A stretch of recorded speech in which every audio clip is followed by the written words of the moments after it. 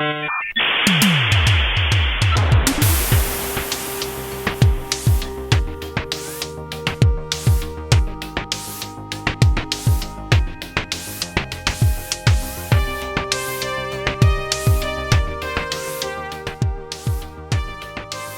good afternoon, everybody. I'm Tom Nato. I'm one of the co-hosts of the Net.lol podcast with my co-host Brent and Kyle. On today's program, we've got a special guest, Anothony Caiafa from SS&C Technologies. He's previously been at other places like Bloomberg and so on. A lot of experience in data center. We'll call black magic and making it work. Welcome to the show, Anothony. And thanks. Glad to be here. Want to just tell folks a little bit about yourself before we get going? Sure. So, Anothony, I'm CTO here at SS&C. So I oversee all the technology, engineering, infrastructure globally for the firm. We are primarily focused in financial services, and we have a healthcare section of the company as well. We're publicly traded. Before this, I was at Bloomberg, and then previous to that, I was on the original team of DigitalOcean. So lots of good experience in there. Lots of fun times. Lots of good stories, I hope, to talk about today. Oh yeah, we got some cool ones. Cool.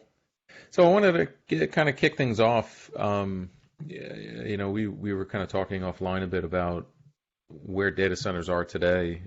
Maybe we could rewind a little bit, talk a little bit about how we got here today. Like a lot of people forget about what data centers kind of look like before. The kind of rapid move to cloud. And then after that, we'll talk about, like, should we keep moving to cloud and kind of questions like that. But, like, how do you see the things have evolved to get to where we are today?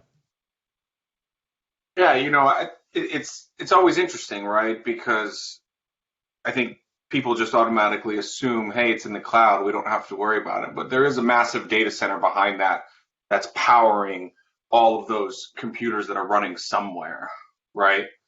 And it's kind of like a lost art at this point. There's not many folks that we hire these days that come in with, modern experience that have ever even seen the inside of a data center. They don't understand phase A, phase B power, what racks look like, how cooling works and what generators even are at this point. But there's a lot. Lifting a server and trying to rack it, halfway up into a rack and having it fall on the feet. Yeah, or the danger of racks falling over, right? Or, even services and applications where back, I guess when we all first started, we're running on single servers and you'd be sleeping on the data center floor with a KVM crash cart trying to figure out what the problem was. Right? It's making it different. Work. Yeah. So I think have stories of that, sleeping on the floor in the data center, or somebody accidentally touched the 48-volt DC rail at the top. Yeah. I got an interesting one about Hurricane Sandy because I've been in financial services for a while, and we were down at Bloomberg when that happened, right? No, I was actually at a company called Sail Through. We were we spammed you basically. It's really real high tech. But we were in a data center down there on 40 Wall, and I got a phone call at like 2 a.m. Saying, "Hey Anothony, we got to turn all your racks off. You got to come unplug everything and get the hell out of here." Yeah. So we had to shoot down into Lower Manhattan during Hurricane Sandy, unrack like $6 million worth of hardware and ship it up to Google's data center on 111 8th, renting U-Hauls from like random people on the side of the night, in the middle of the morning, jumping over puddles with database servers. It was crazy. Those are the types of experiences you just don't get with cloud. No. Yeah. It's gone, right? It's missing, and it's, again, I think it definitely is just like a lost art on how to run data centers and just how to understand facilities in general, right? There's a lot of complex problems there that nobody seems to really worry about as much anymore, right? Well, it's interesting because I like just jumping to like where we are today. The thing I'm seeing is like what you said. Like people either understand how to go to one of the cloud providers or go to one of the kind of the smaller data center providers or non-public data center providers. And um, but even that, I mean, that's a kind of a mix and match, click and click, and you order it. I mean, they'll most of the time, I'm building a big data center now, build out right now, um, and the provider will even rack and stack and cable and everything. Yeah. There's like almost nothing for you to do. Yeah. And I get the feeling, that I think the trend has obviously been let's move workloads to the cloud, but a lot of times financially it doesn't make sense whether you're, let's say, okay, well, we're going to move half our workloads to the cloud, but we're going to maintain two legacy data centers, an A and a B in regionally different places. So like we're going to kind of commit to the cloud, but we're not really going to, but we're still going to maintain data centers. So it's like you kind of lose, you lose like the financial benefit of going all in one or the other. Like I think there's a really interesting story right now around But what do you efficiently running gain your is own the data question. centers. We were Yeah. talking about this with Anthony, right? You gain some freedom though, in that Right. Yeah. you're I mean, not glued to that one place, right? then you've got a potential to save money there. I mean, but if you're like a IT middle manager, do you want to get the call at 2 a.m. that your data center is down? Do you want that responsibility? Probably not, because you've got enough problems on your plate. And if you can just, who cares? It's just money. I'm gonna go ship it off to the cloud, and I never have to worry about that again, even though I'm gonna pay a premium. So is it like a longer term thing then to be thinking about, or is it better to solve that problem up front? Because the longer you kick that can down the road, the harder it's going to be. Once your applications are written to be glued to that public API, it costs work. It costs money and work and time to undo that. And then it might actually be an architectural change too to what you're doing. Hard Yeah, though, and right? like Anthony, do you see the pendulum swinging back ever? I think that was something we asked Casado a few months back, and he's like, yeah, in some of the largest, he's starting to see where there is a pendulum swing back to on-prem. Oh, I do. Yeah, I absolutely do, right? So there's a few different scenarios. So it depends on what avenue of financial services you're in, but there are certain data centers on this earth that you have to be in, especially for trading purposes, because you need low latency to the exchanges. You have no choice. You'll always be in those data centers. I don't think it'll ever change. And then I'm also starting to see more and more folks pivot out of clouds and go more into either a hybrid or pure private, right? Because you know you're putting all your eggs in one of these cloud baskets, and then you're just buying enterprise technology. People don't seem to realize that, right? Once you Right. lock yourself into these vendors, you're locked. Like it's no different from putting things on prem, but the flexibility of having things inside of your own data center, I think is pretty big. Like I think IBM just did. I think it was a large partnership with Bank of America. Was that out? Did that come out this year? Where they were doing a hybrid cloud together. Yeah, I Um, saw that. That's yeah. right. Yeah. And then there's also workloads that'll just never make it out there, right? Like it's, I don't, want to raise the alarms, but most of the financial services industry, like there's still a large portion that process on mainframe. No Yeah. mainframe cloud. That's just how it works, right? Just, Well, and then there's also compliance, right? yeah. GDPR, et cetera. I mean, you can't just move it anywhere you want, and and then security and that kind of stuff. Well, outages too. Like look at the that Verizon outage that happened early, I think mid-pandemic, right? Brought half the internet down because all of Amazon circuits were having a problem. Right. Or the one yesterday, Or last the night. Yeah, one, yeah, Fastly. yeah. CDN Oh, down, nothing works. that's scary, right? And I don't most of these startups like that's acceptable, but in financial services, every second you're down, it's either A millions of lot of dollars money. lost, or Yeah. millions of dollars in penalties. Like I don't want that type of uh, situation on top of my shoulders. And then the other side of it, again, you guys kind of touched with security. Amazon is, it's sure that's definitely, has its security things, but, if there's a bug in one of their services, you have to wait for them to fix it. Yeah. And half the time you're not even going to find out. Like I know there was a container issue with ECS back when people were first using it, where people were popping root on the containers. Like that's pretty scary. Yeah. Yeah. Some of it, it's a trade-off of, well, what I don't know versus, well, what I can hire and get people to build, and that back to, there are enough people around that know how to do this, Well, yeah, that's the thing, right? I mean, I think we were all chatting a bit before this, right? In terms of where are the people you're going to get, and especially maybe the younger generation that's coming in. A lot of them, I think they don't have that experience with maybe what we're saying is the old way of doing things, right? They're all used to just calling APIs on Amazon or Google or something, and that's there's a guy that works with us. I was just talking to him about exactly that. He says, he's about my age. He said, well, when we did computer science, we learned how to code in C and assembly language, and we had to do it like that. And that was kind of our context. And he said the next kind of step was kind of Python, Java, kind of that evolution, but it was still coding, virtual machines, whatever. And he said he has a nephew now who's just getting into high school, and they're teaching them how to program to AWS APIs. That's it. Yeah. That's scary. Look, you from coming out of Cisco, right? Like the Cisco's OS, like Juniper's OS, Arista's OS, SDNs, and like you're pretty sure you still need to know how all that works, right? And it's no different from like us trying to find talent, or you trying to find talent for legacy tech, right? Because believe it or not, COBOL still exists, Fortran still exists. Yeah. These AIX, Solaris, like that stuff lives.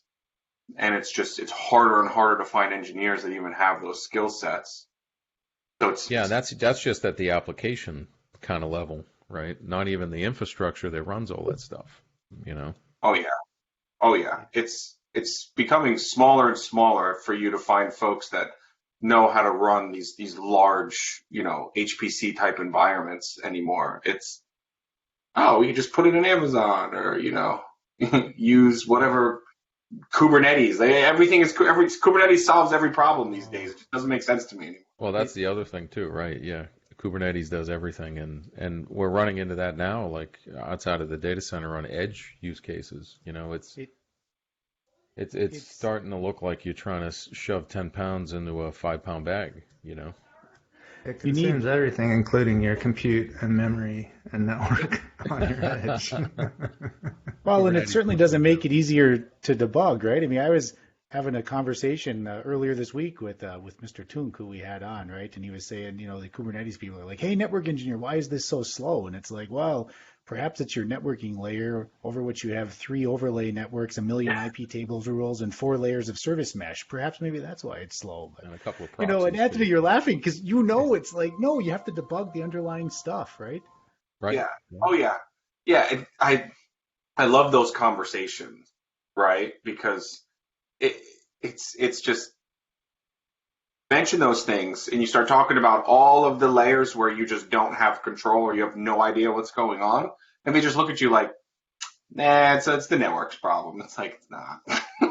No, it's your problem too. The network's doing what you told it to do. Yeah, you've done 5 NAT translations in one connection, so yeah, probably not. Couple of static routes later, you should be all right. Everything's good. Yeah, but yeah, it's definitely. We're big on. I know something that we're really big on is still building out our private cloud data center type of environments, right? I think it's really important for us. And as long as, one of the big things that our focus is I've hired a lot of, pretty smart folks coming from some of these other, big companies out there. And it's less about, that where the way that we are looking at it is kind of turning our data centers into compute facilities. So building the platform first for everybody. And I think as long as you could present it and package it up and make it look nice, nobody's going to be able to tell the difference on where they're running, whether it's Amazon, on-prem, or wherever the hell it is at that point. And I think that's really what people want. People want that ease of use. They don't want to have to think about operations. But what they don't get is it still has to happen somewhere, right? Yeah, there's a lot of planning. I mean, I've built small labs and things like that until recently. I mean, I'm building a really big one now, and the sheer amount of stuff you need to worry about and plan for, that you rock up to a place like yours that you take care of that stuff for you, which is great. But back to the thing, you need people that can do that, take care of it, Yeah. and then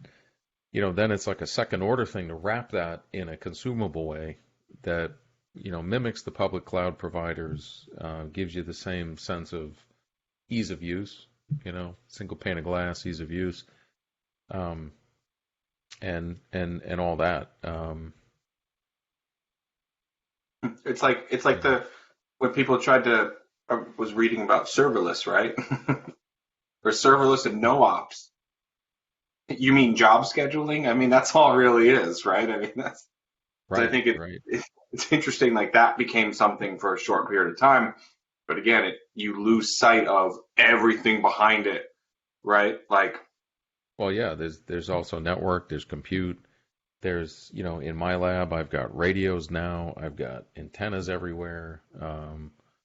just think about the critical infrastructure that belongs to even get electricity to where you need to get into the facilities, right? Yeah. Cleaning the power, like I guarantee most people don't even know that you have to clean power. You need massive, oil And tank there's or gasoline tank. big Yeah, transformers for that. Yeah. massive transformers, right? And like, even having on-site diesel for making sure that those What's the things. building that Verizon used to own? It's the data center that's next to the Brooklyn Bridge. I just forget the name. Oh yeah, I know exactly. I know the building. That's where I was Terramark in first. there right after they divested that, and they sold it to a company that I was working with when I was at Juniper, and that was the first time I'd actually walked into a real large-scale data center facility like that.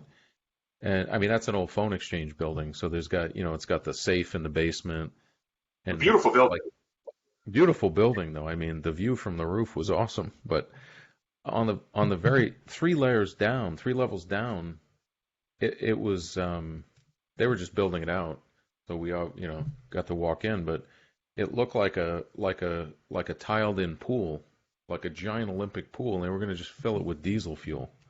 Yeah. That was the backup for the whole building, and then the next floor up was water for cooling, and then the next floor up from that was some of the power handling. I mean, this is the scale of stuff you need, and the power handling was like layer one power handling, and then upstairs on each fourth floor or whatever, there was like basically a little substation that took that power feed and, like you said, cleaned it up again, and and they had like crack water chillers they had cut holes in the walls. They were like between, the girder, the support structures. And that was just going to be the fan opening for the crack chiller. I mean, Yeah. this is like crazy big stuff. And getting that to work is not easy. No. Then you mix. What we do especially is we mix what we've been doing is taking some of these newer hires that are just kind of really focused in that software engineering space and introducing them to the infrastructure side. So you're making them more of that, SRE type role, because data centers still need to be intelligent, right? So you want sensors on everything, you want monitoring on it, you want everything feeding into the same, telemetry system that you're running for your applications and your racks and your network and et cetera. So in case there is a problem, power blip or something, you could trace it back on your, modern Grafana tools or whatever it is. So Yeah. we've been taking a lot of those folks and bringing them in and kind of running them through, here are the fundamentals of what it takes to run what we run on a daily basis. Because, again, we're massive and we serve. I mean, it's interesting you're saying that. Like, compare yourself to, I mean, without naming names, one of the big cloud providers. I mean, it sounds like you have to build and provide most of the same stuff that they do, just on a smaller scale, relatively smaller scale. Well, we have quite a few locations, so relatively smaller scale, but definitely the more critical pieces of the same customers' infrastructures, right? So there's, again, right, there's certain things that you'll never be able to move out into a cloud-like service, and those are the type of things that, so you see us as, we're essentially the plumbing for financial service. I mean, the stuff Right. that you put around that, like you mentioned, the telemetry, you need provisioning, right? I mean, data centers like yourselves, you guys were the first ones to figure out like bare metal provisioning. It wasn't some magic that, we thought of at Red Hat or wherever, right? I mean, it was, you guys did this out of necessity, you did. DigitalOcean is, yeah, we did it out of necessity, right? So we worked with a bunch of the folks. So one of the companies back when we first started doing this at DO was Tumblr, and Tumblr had some really smart folks that built out some really cool stuff around provisioning. They had their internal project. I think they launched. It was called Collins or something. But we built our own called Atlantis, right? DigitalOcean.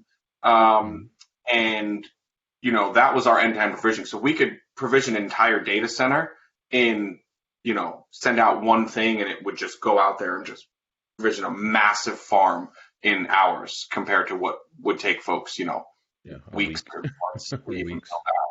And we could build thousands of servers very quickly. And that was all infrastructure, and everything had to work though, right? Like you needed to make sure, like this whole data center spin up, like it went out, it built LDAP, it built DNS, it built all the connections back to the SDN, and it just started provisioning through Pixie all of the machines, and you'd have to tag them, and it would get like some sort of build. But you had to figure out all that stuff, Oh yeah. That's kind of back to what we were saying at the beginning, like, you need to still do this, Yeah. You bridge, and it's a big bridge on both worlds, right? It's, and if you're taking it into now, right, our customers are financial, so they want things delivered quickly. They don't want to wait consistently 6 months for a server to get plugged in, right? Like they want. You have an added challenge too, like for people that are listening that might walk into their lab at the office or something. That's essentially a single tenant. You've got multiple tenants and multiple regulatory tenants. I mean, there's extra firewalls and stuff you need to do, right? Yeah, if you look at our landscape, we have hundreds of products that we sell, right? So within all of those, you obviously can't just mold them all together, right? There's requirements, regulatory requirements for all different types of product lines and data and such. We have to make sure that everything is handled correctly. So yeah, it's really focused on bridging the the core infrastructure side and that software side. It's huge. Yeah. Well, it sounds like that's the big differentiation of what you're doing now than what you're doing at DigitalOcean, right? Where it was very templated, very homogenous, and now you're in, this environment of a mix of, financial regulatory. I'm sure you have HIPAA, you have all the healthcare pieces, and on top of that, you're juggling on-prem and cloud bursting. I mean, that's the cutting edge. So is your goal to, so how do you approach a new, let's just take I'm curious, like just a mid-sized enterprise that comes in and says, like we need to evolve into evolve into an architecture that's going to scale for the next 20 years. Like what's some of the thought process that goes in there? It's definitely case by case, right? But 20 years is a tough one. I think what we're doing now, 20 years is absurd. Maybe three. I like to tell people with the caveat, I'm just building the next generation of technical debt. Somebody's going to come in a few years and say, well, that guy's an idiot. I'm going to do it this way. I love it, yeah. Yeah. Brent's just on a longer time scale than the rest of us. Yeah, I mean, hey, that's the idea. I'll be dead in 20 years. So we do a lot of M&A, so we have to go into that situation quite often, right? So we look at the full stack, we evaluate it, and we look at what we have currently that's running, where it's a like type of technology that we could fold it into, because we run internally lots of things as a service for our different companies and developers. And then if it's something that's kind of net new that we haven't done before, or that's not running in our stack, we either try to find something to migrate it to, or we build it out brand new for them and offer it up as a service or a SaaS type solution. We're a software vendor, right? We have to be accommodating to just about anybody. So we treat M&A the same way that we would treat anything else, or our customers. Lots of our customers come to us and we build out full suite solutions. So, They have we'll the either same M&A problem you do sometimes, right? They might, this enterprise we're talking about might be, an M&A thing that you're gluing into an existing thing, right? And that's tricky. Yeah, most of this stuff, most of it's pretty tricky, right? Because when you acquire, even when some of these older vendors come into you, or these different places, right? They have old tech, and they're just like, hey, this tech is old, and we don't really know what to do with it. Make it better, Make right? it better, So make it work. Yeah. yeah, make it better, make it work, make it secure. I think that's the biggest kicker now. So every situation is just approached completely different. So we have full architecture teams that come in. They'll dive through each component with them, and that we just pick them apart to the lowest layer. And we try to get down, no matter what it is, we always try to get down to the core layer, which is the data. And then we work our way back up and figure out where to go from, because that's what all of our problems really are, is just data. So switching gears a little bit, Yeah. like in terms of, I mean, a lot of our conversations here focus around networking and open source open source technologies and things like that. But how, are there any particular things that you're completely, particularly jazzed about these days that, makes your life easier or interesting or anything like that? Or things that are terrible? I don't know. I think everything, all technology is terrible. No, I think, some of the things that are pretty nice, actually, we could talk in the networking space is, it's starting to evolve. That's one space that hasn't really evolved in years, right?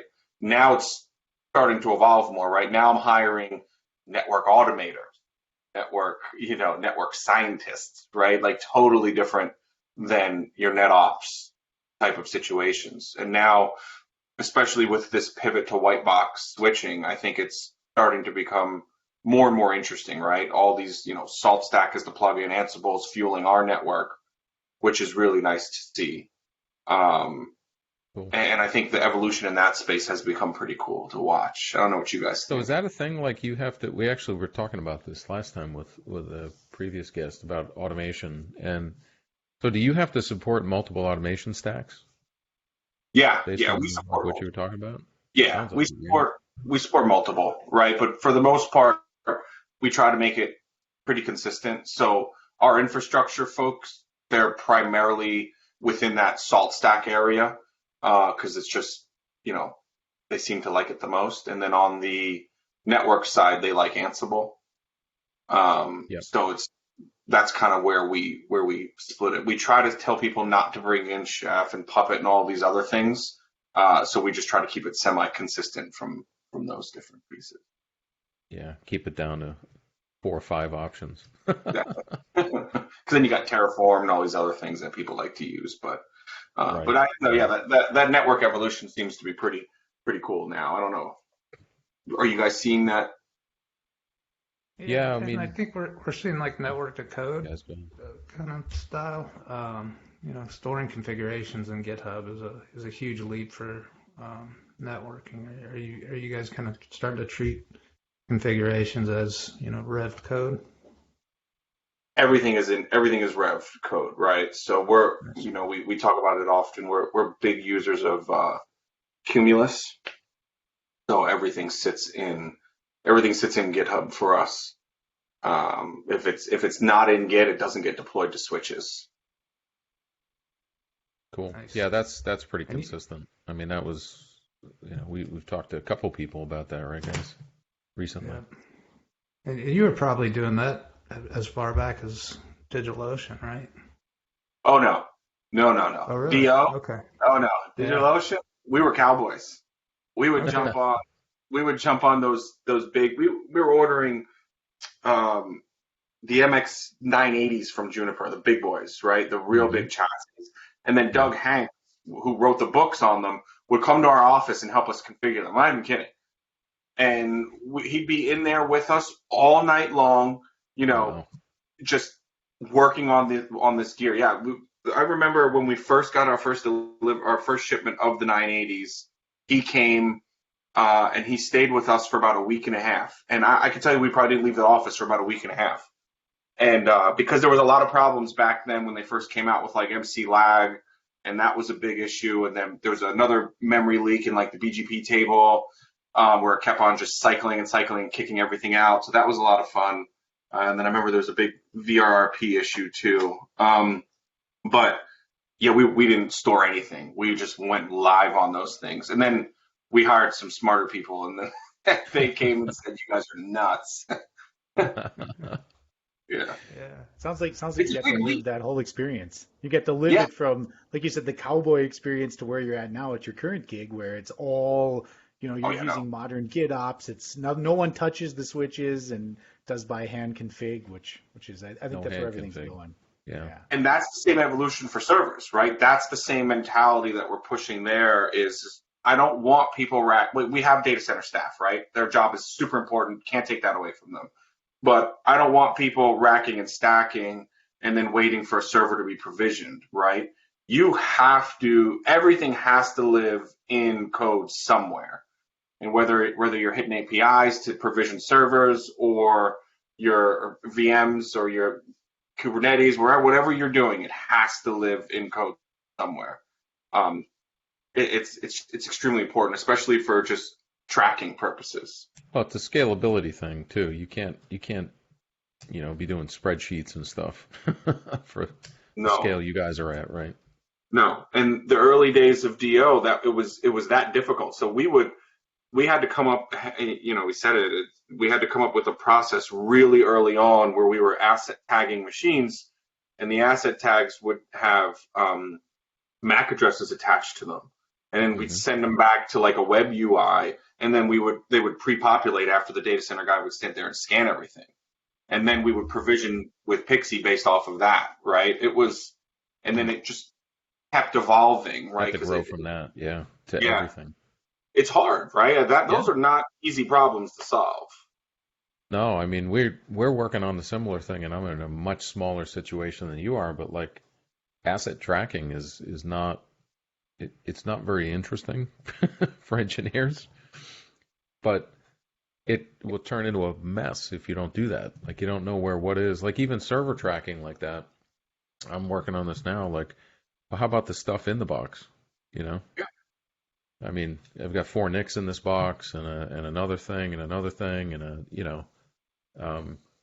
those things will fail at some point. You'll need to replace them. You need to know where they are, and then you need to which lid to open and which one to pick out. Because there are 4 in that box.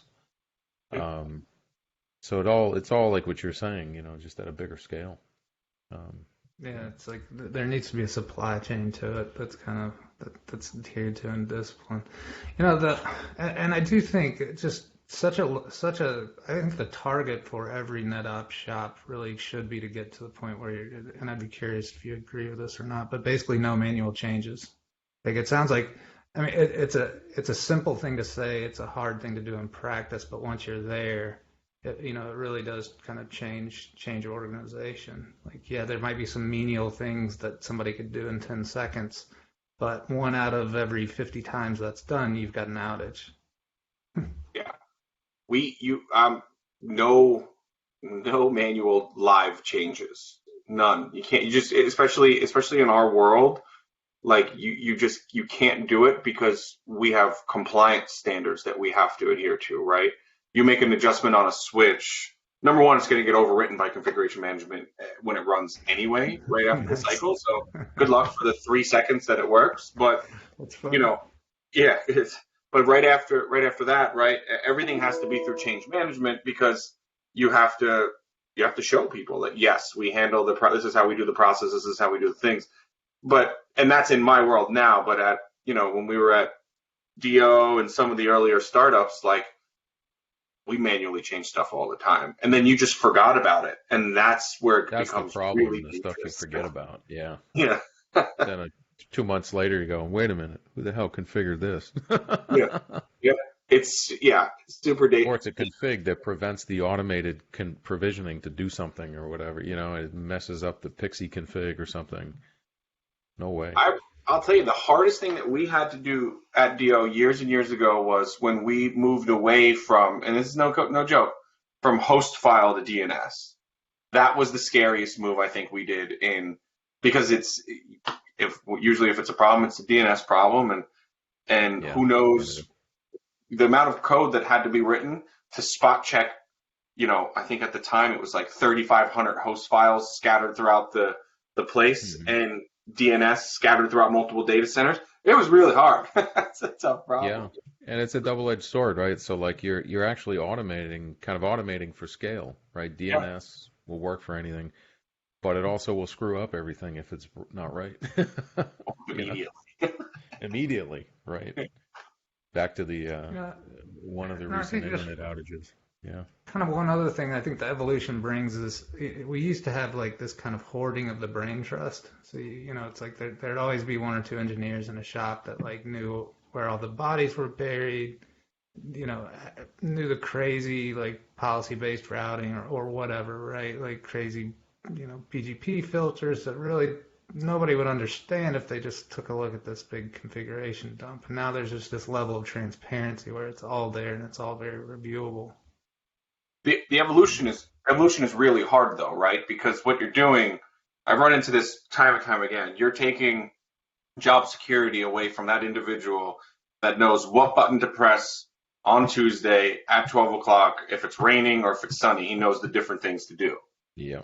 Now, when you start automating, there's a massive reluctance to even start going in that direction because they feel like they're no longer needed. They don't realize that you're giving them new skill sets. You're building them up. You're making them more marketable. You're taking away what they think that they're worth, right? And you're already also extending their reach. Their applicability. Of what they can. Sorry, my light just went off. Of what how many of those magic machines they can provision and get working and everything. Some people don't want to adapt either, right? Some people are super comfortable just doing the same job, mundane task for their entire lives, and like totally fine. But I think that removes, the fun of kind of what we are all doing on a daily basis. Like if you're not learning something new every day in our field, I don't really know what you're doing. I learn stuff every day now. Guy I work with, he says, if you don't learn something new every day, your head will explode at night. Yeah, I don't doubt it. Right? It's time, right? Like, it's something that's crazy to me. Like, why would you want to spend the time? No, time is like the only thing that you actually control. Why would you want to spend that doing nothing? Nothing, right? Learn something. Yeah, I love that. That's a great way to put it. It's like literally, time's like literally the only commodity that you have control over, and you can never get it back. That's it. These minutes that I'm spending with you guys, never getting them back. But it's time well spent, right? And we appreciate you doing that for sure. We appreciate it. Speaking of, actually, we're kind of at the top of the hour, Anthony. Do you have any closing words? Anything like that's on your mind that's kind of interesting you're working on, or anything like that? No, I think just, especially now, it's the time thing I think is really important, right? Excuse me, but make sure, every day, make sure that you're spending those little coins of time that you have on things that are valuable.